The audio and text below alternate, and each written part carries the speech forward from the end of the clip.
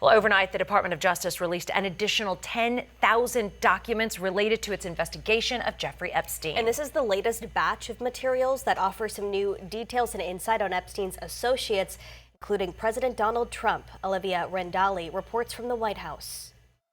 Newly released documents include court records, emails, news clippings, photos, and hundreds of video files.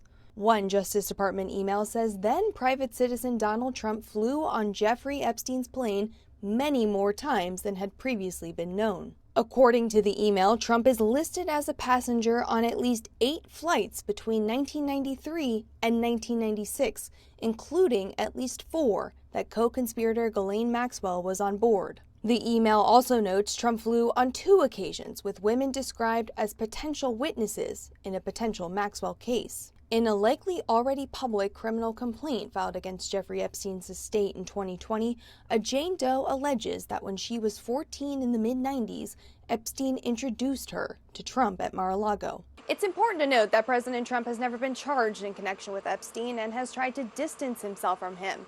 And there's no criminal wrongdoing alleged in these newly released files.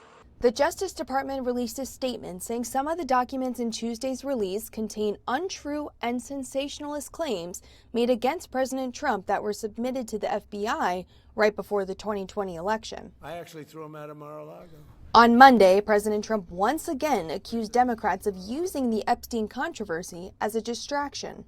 What this whole thing is with Epstein is a way of trying to deflect from the tremendous success that the Republican Party has. By law, the DOJ had a Friday deadline to make public all of its Epstein files, but so far has done just a partial release, claiming it needs more time to protect sensitive victim information. Olivia Rinaldi, CBS News, the White House.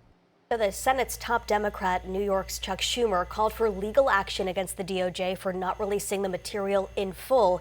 CBS News has learned a group of Epstein survivors is planning to come back to Washington in January to ask Congress to intervene if all files are not released.